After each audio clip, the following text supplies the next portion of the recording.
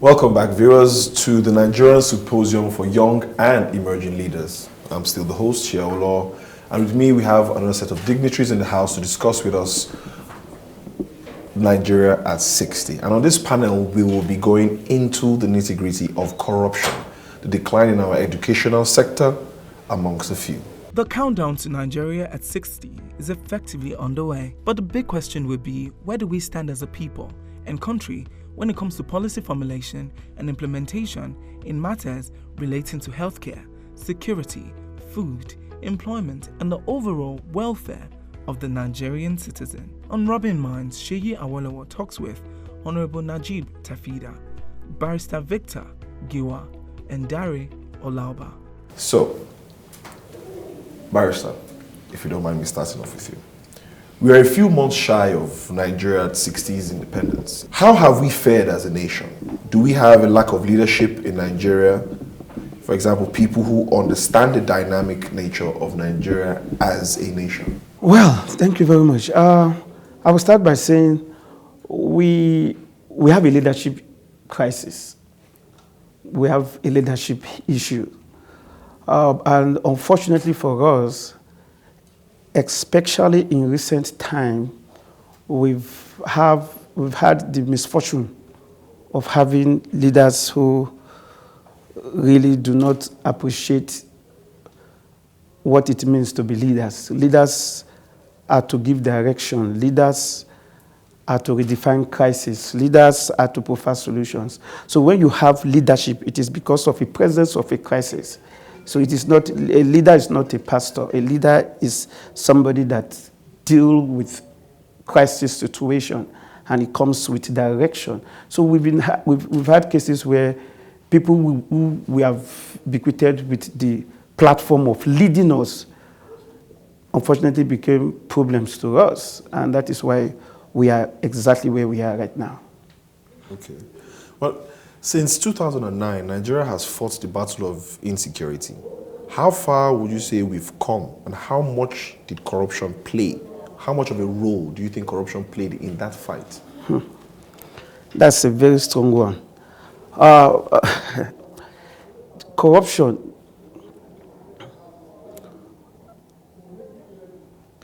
in Nigeria, the role of corruption in terms of insecurity is monumental.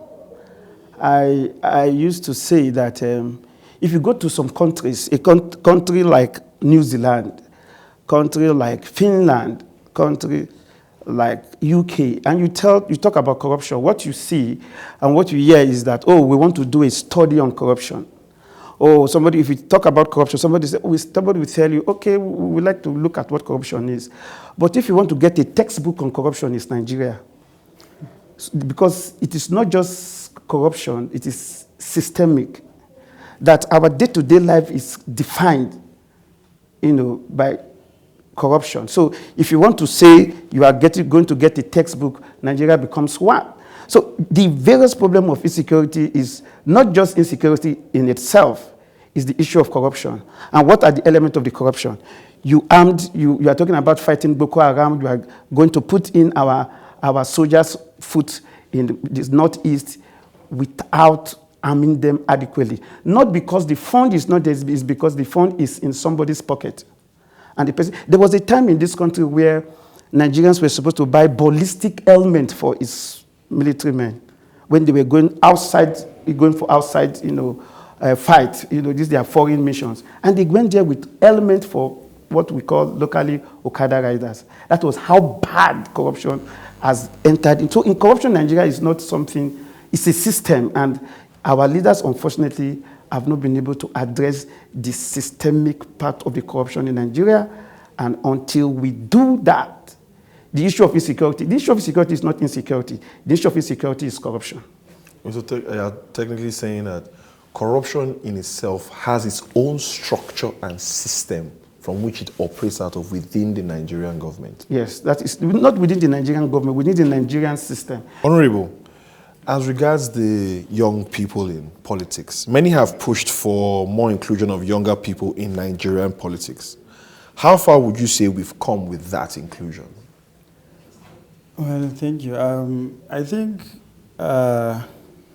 So far, let's say from the past election in 2019, where youth came out in mass to campaign for youth inclusion, being that youth have been sidelined, from governance for a very long time, and our parents are still holding on to power. They are not ready to relinquish it.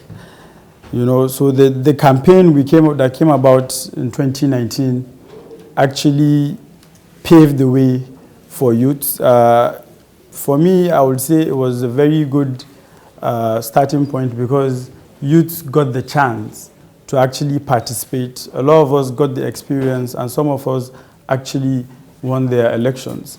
So for me, I think we have gone forward, and by 2023, I think it's actually going to be, we're going to have a really, really strong presence in the political space. Okay. Many people are fighting this due process in the Nigerian system, even going as far as shaming those who choose to do right. How have we normalized corruption in Nigeria? And why is it that in itself, it's a bigger problem, where people see those who aren't committing crimes, no matter how small the problem is, they think it's okay? Well, first of all, the main problem I like to say in Nigeria is that we are not patriotic. And it's something that we have not built over time. So the problem we're facing today is that everybody is thinking about himself, his immediate family, and his associates. Corruption over time has eaten into every molecule of our being. It's in the system, it's everywhere, from the security man up to the chief executives. Everyone is corrupt. There's no accountability, there's no transparency. And I would say if our leaders could actually take the bull by the horn and find a way of being accountable, if the government was transparent, then I think we would have seen a great change. The past in 2015 rather, the campaign was about change, and we all expected and we thought there was going to be, a meaningful change and people would be held responsible. But would you say the masses they are not willing to ask these questions, or they are scared to ask these questions? Or is it that the masses don't know how to unify their voice in the right direction, or they don't know how to ask the right questions? Well, I think I would say they don't know how to unify their voice, one, because if they had that, they will understand that their voice is very strong. Once unified? Yes. If they have that unification. It's like, when it comes to the youths, most of the thing that actually pulls us back is, okay, we come and we form a block. But then eventually you hear some part of you, have gone to decide to actually talk on your behalf, and now they're negotiating on your behalf without your knowledge. So before you know, they say, they've collected something and they've told, your opposition, so to speak, all your secrets, everything you've actually spoken to, behind doors. So I think it's a big problem, and the masses, if they will, when you're poor, my brother, poverty is a bad thing. Because no matter how much you intend to do some things, you cannot do them. So that's, like I like to say, the political class, when the chips are down, no matter how good you are, when they think, this guy is going to, if he wins, we'll get a better life. You probably have a covenant with them, you have a negotiation, and they will say they'll vote you. But when the chips are down and they see that 1,000 naira or 500 naira, they just think, if I don't collect this money now, if he goes to Abuja, I'll not see him again. And that is the notion, because this is what has been happening. Nothing has changed over time. So there's a big problem, and like I said, there needs to be a total overhaul of the system. Well, thank you very much. Mr. Danre, 60 years, Nigeria is soon to be 60. And in 60 years, there have been different tales of Nigerians being hardworking businessmen, innovative and persistent. But in the Nigeria of now, before we clock 60, would you agree with that Nigeria has a conducive environment for businesses? If you now look at the big business sphere in itself, a lot of times, for instance, let's look at the recent increase in VAT. That on its own has made it a little bit difficult for people to be able to do business successfully, because what used to be 10 naira is now about 17.5, 17 naira 50 kobo. So an average buyer will look at it and say, what is the alternative that can still cost me 10 naira? So that person selling that good at 17 naira 50 kobo is not doing business. His business is affected. Other countries are dropping VAT. The COVID-19 period, so many countries have been able to give tax holidays for, some of the businesses. In Nigeria, there's nothing like that. There's nothing like that. And even in terms of payment for services, the 7.5 VAT was supposed to take effect, I think, from February. And you find people who have, taken contracts, for instance, since 2019, October, November, they're getting their payments in March and they're charged 7.5% as VAT. It makes it very difficult for anybody to say, I want to, do business in Nigeria. Be that as it may, we won't just continue to sit on the negative side of, the effect of government and on business. We will still have to look at a little bit of success stories in terms of, people that are doing well. The agri-business in Nigeria is not doing badly. It could be improved upon, but it's not doing badly. There's I think there's a little bit of improvement also in manufacturing. Presently, I learned there is a coach manufacturing company in Abeokuta, and all of these things are creating employment one way or the other. However, I believe 60 years we should be able to do better than where we are now. Thank you very much. Barrister, back to you. How, in your opinion, how do you think we can combat corruption? And is this a fight that you honestly think we can win? And how long do you think it just might take? Wow, Shay, those are good questions. Well, the issue is this. We've had a very serious challenge with the issue of corruption in this country. I think maybe because we use the word fighting corruption, and so everybody, if you give a man a hammer, he thinks that everything he sees is a nail, so he just wants to nail everything.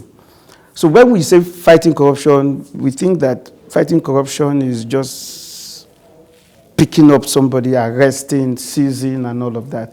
No, we have not really addressed the issue of corruption systematically and strategically, because, like I said, it is systemic, so you have to do it systematically. What we've been doing is just recovering money. We're not actually fighting corruption. I will give you a good example which you can interact, which you can relate with. As a lawyer, we've done about 12 petitions within the past 3 weeks to the Nigerian police talking about people who swindled some persons of their money on property. And I have a good relationship with the police, especially, yeah. And the police will tell you, sorry, you are the victim. The victim is now the complainant. And they will tell you, sorry, you need to give us money we have to mobilize us. We need to buy fuel in our car. That is the mobilization. We need to buy recharge card. Yes, we need to, and all of that. I mean, this person is saying, I have been victimized. Something has been taken away from me. And the truth is that if you don't do that, the police does not move. Right. I mean, you have to fund. So each person becomes a local government of itself. You provide the security, you provide water. I think you have a borehole, you have a generator and all of that. So you see, that is so we need to start dealing with these things systematically. So how do you deal with it? Ask yourself some fundamental questions. The police is very important. How do we fund the police? Such that if, for example, I stay in Asokoro, the police station, the DPO, divisional police officer, has 2-3 vehicles. He has some funds. So by the time you bring a complaint, he just mobilizes 2 or 3 officers and they go without even asking you for money. So because by the time you start asking the complainant of money, so we are not dealing with that. This is Abuja. You want to apply for land. I mean, you should be able to apply for land so that you can build your property. Yes. Build a property for yourself and have a good thing. People have applied to get a piece of land for the past 10 years. They not even receive acknowledgement of the application. Do you know what I mean? That you write to an agency and they say, oh, we've been receipt of your letter dated. You need to know somebody who is a secretary to the director, the director's girlfriend, or goes to the same church. And so it's just, all we need to do is to say, look, if any letter is written to a director within 2 days, that letter should be out. I don't need to go and arrest anybody. If I know that if I apply, I will pay 100,000, I will never get any response. So I will need to get a senator who is sitting in the committee on housing, who knows this. And so it is just like that. It's only in Nigeria somebody can steal billions and he has stealing the money in cash. Because, I mean, so now we don't even talk about millions again. Now it's in billions. You can hear of somebody, 1.5 billion was used for palliative within 3 months. And they were just, so because million is too small now. So we need to start addressing some issues. So we need to look at it systematically. One last question, sir. You mentioned something as regards the police. Allegedly, people believe that the police force is one of the most corrupt institutions in the country. You also mentioned something about funding them properly so they can be effective. And at the same time, there's an alleged movement that wants them to defund the police department because of a certain department, I think the federal SARS and all of that. What is your take on this? Because a lot of people believe that the police is like an extra muscle for different political individuals. And just the way everything is stated, it sounds like there is bare corruption within this institution. How do you think that particular, because I think personally the police is supposed to be an arm that fights against corruption. But if they're already corrupt, how exactly do they want to do the job? So now within the police department, how can they root out corruption? Or how can they bring it down to the barest minimum so that they can be more effective in the fight against or in the struggle against corruption? Let's not use the word fight. For the police to be able to fight corruption, the first thing we need to do is to do proper funding. But the second and the most important is our recruitment process. If you apply, if you have a brother that wants to join the Nigerian police force now, and he applies, he needs to start looking for a former IG, a former CP. You need to go and meet the senator. So everything is still bastardized. We don't have a system where you just apply to be a police officer and your name is enlisted. Oh, you must go through the senator. And because you are going through certain persons, they don't even know who you are, they don't even know your character and all of that. So if we want to solve the issue of corruption, in not just the police, in other agencies, we need to look at two main issues, the recruitment process and the funding process. Last question to the floor. There have been giant strides with conversations and organizations giving context and demanding for accountability from all, especially those in government. Are we winning the fight against corruption? Well, I think the answer is one. You can't hide it. You just have to say no before you even go into any discussions, because there hasn't been any substance in the fight against corruption. You know, we've had instances where, you know, you just read on the paper, this one has been charged to court, this one has, but there is really nothing that has come out as something that will actually make our leaders feel as though they begin to be held accountable for their actions. Because nobody is scared. They just put you to the test of waters, and, you know, once they see that nothing is happening, they continue doing what they do. You know, so like when this present administration came in, there was the body language, you know, in quotes, and actually people were beginning to get serious, to be afraid. Like I was driving and I could remember giving police money, and he said, no, Buhari is the president. It was as though he was a mini god looking at them from up, you know what I mean? But when they realized that, no, this thing is not going anywhere, everybody just came back to business. So I think there's a long way to go. There's really a long way to go. There needs to be justice and fair play in our system. And we really have a lot of work to do. And I think us as youths, this is now for us to take. You know, it's our war to fight. Because I always say this, our parents had it easy. Yeah. You know, when they were in school, they had everything virtually for free. The system was working for them at the time, you know, but they became careless with it, so to speak, and today we're receiving the backlash. We don't want the same future for our kids. Yes. So we are out to actually take the bull by the horn, and by God's grace, I would say by joining the political system, we're beginning to have a word or a say, and hopefully by 2023, youth will take over. Looking forward to that 2023 in question. Thank you very much, Barrister. Thank you very much, Honorable. Thank you very much, Mr. Danre. These have been our guests that have spoken well, rather very well. And even I myself have picked up quite a lot. I hope you have. Stay tuned. We'll be right back.